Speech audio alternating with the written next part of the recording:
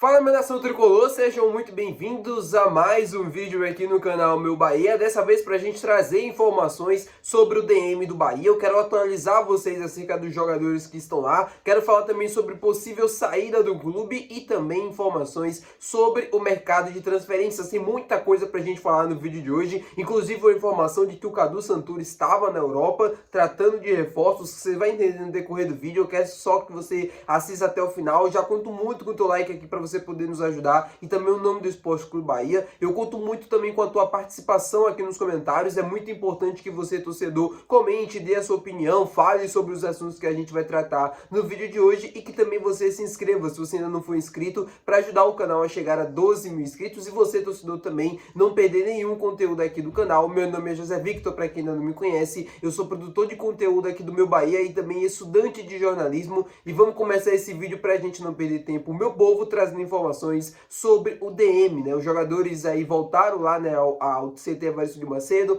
para iniciar a preparação para enfrentar a equipe do Fortaleza no dia 9 de julho, e os atletas que estão lesionados também iniciaram já os trabalhos, né, para essa recuperação. Tanto o zagueiro Canu quanto o meio-campista Eric já estão lá no CT Evaristo de Macedo, já estão fazendo os tratamentos, todo mundo bonitinho para tentar voltar o mais rápido possível a campo para poder ajudar o Bahia. Canu e Eric vão demorar ainda para voltar, a lesão dos dois foram grave, né?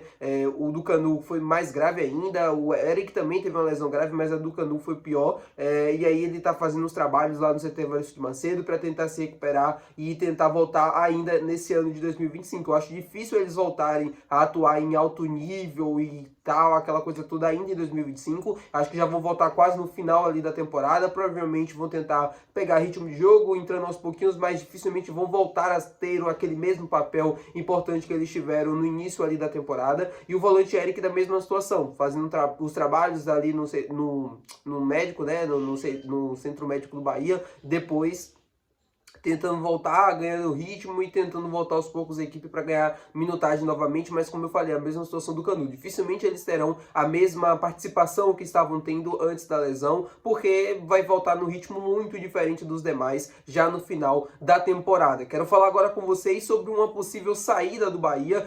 O jornalista Rafael Seixas hoje trouxe uma informação de forma exclusiva de que o Bahia estaria negociando a saída do lateral direito barra zagueiro Cauã Davi para o futebol da Letônia.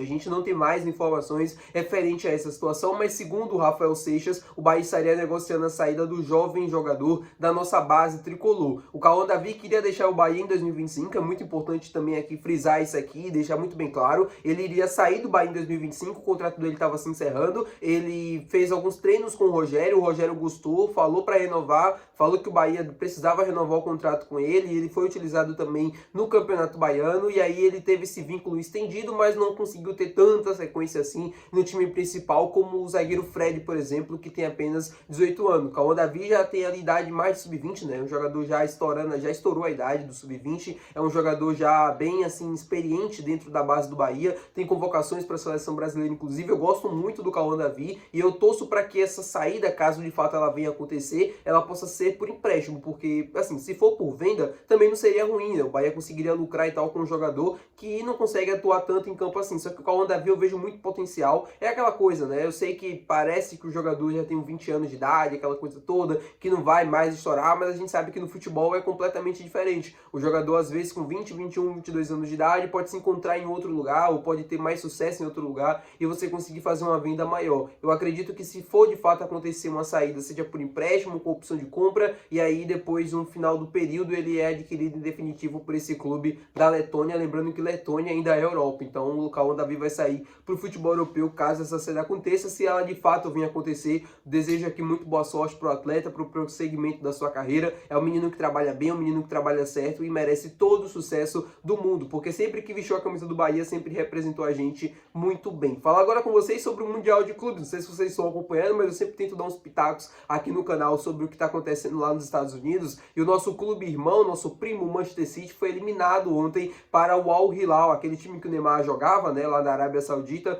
Pois bem, 4-3 foi um jogaço para quem foi dormir cedo ontem, perdeu um dos melhores jogos dessa Copa do Mundo. O Al Hilal conseguiu eliminar o Manchester City, algo assim, eu fiquei muito espantado. Eu juro que eu esperava que o City fosse ser o campeão da competição, ou pelo menos chegar ali na semifinal, e foi eliminado para um time que também é muito bom, do Al Hilal, né, que tem ótimos jogadores brasileiros, inclusive, né, tem o Renan Lodge, tem o Marcos Leonardo, que era do Santos, tem outros jogadores também, o Koulibaly, zagueiro, que é muito bom, e conseguiu ontem anular o time do Manchester City. Fiquei surpreso com o resultado, né? É uma eliminação que me causa estranheza dentro do grupo ali, do Grupo City, porque de fato eu não esperava. A disparidade entre as equipes ainda, por mais que o time saudita tenha crescido muito nos últimos anos, a disparidade entre o Manchester City para os demais, né, não Europa, é muito grande. E essa eliminação mostra que talvez essa disparidade não seja tão grande assim como a gente pensava. Quero falar agora com vocês, eu tô falando sobre mercado de transferências, falei sobre o Cauã Davi, falei agora sobre o Manchester City, eu quero falar sobre a Europa, continuar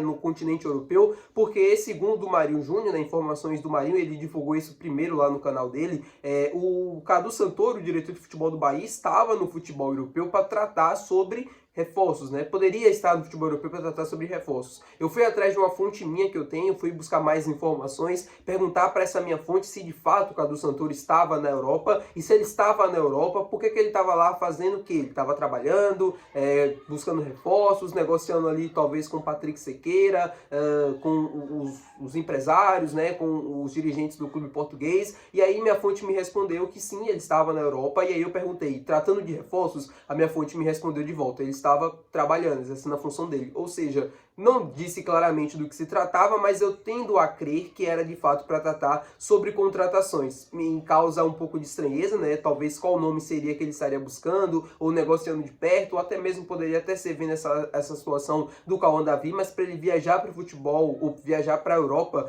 teria que ser algo importante. Segundo o próprio Marinho, tá? E aí trazendo também informações complementares, que eu sempre faço isso aqui no canal. A prioridade do Bahia seria buscar goleiro e zagueiro para a próxima janela. Eu entendo que também são as prioridades do Bahia, de tudo que a gente consegue acompanhar nos bastidores. Dificilmente vai atender todas as expectativas do torcedor. Eu também queria que fosse contratado mais um meio-campista, mais um atacante, mais um jogador de beirada, um outro centroavante, um talvez lateral para quem ainda acha que deva chegar. Só que a prioridade é goleiro e zagueiro, e o Bahia vai se concentrar nisso, pelo menos nesse início de mercado.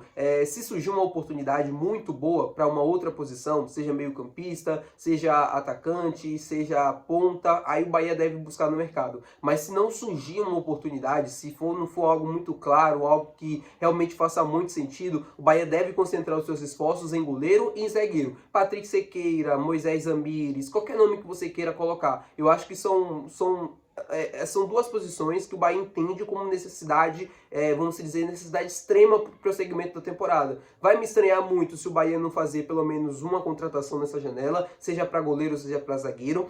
Eu acho que é mais favorável que chegue um nome para goleiro do que chegue um nome, por exemplo, para a posição de zagueiro. E aí o Bahia entende que de fato precisa de uma contratação nesse setor, precisa, né, de um jogador que seja cascadura, aquele cara que realmente seja bem assim acima da média, que venha para ser titular absoluto. Essa é a ideia do Bahia quando você olha para a posição de goleiro. E para a posição de zagueiro também da mesma forma, preencher uma lacuna que existe dentro desse elenco. O Bahia sabe que tem uma carência naquela posição, sabe que tem poucas opções, né? Se você contar com o Fred ali, você tem o Fred, você tem o David Duarte, o Santiago Mingo e o Gabriel Xavier. São 4 opções apenas, né? Se algum deles se lesionar ou se tiver algum problema ali de suspensão, o Bahia sempre fica na corda bamba. O Rezende, que nessa temporada tá atuando mais como zagueiro pelo lado esquerdo, é um volante de origem, então ele não tem aquelas características, mesmo que ele seja utilizado como zagueiro, ele não é um zagueiro de origem, então eu não posso considerar isso uma opção tão viável assim para o restante da temporada, principalmente quando a gente fala em manter o alto nível da equipe com as trocas, tá bom, meu povo? Muito obrigado por você ter assistido esse vídeo. Se você gostou, não esquece de deixar o teu gostei, que é muito importante. Também não esquece de se inscrever no nosso canal para você poder nos ajudar. Até o próximo vídeo, valeu, tchau!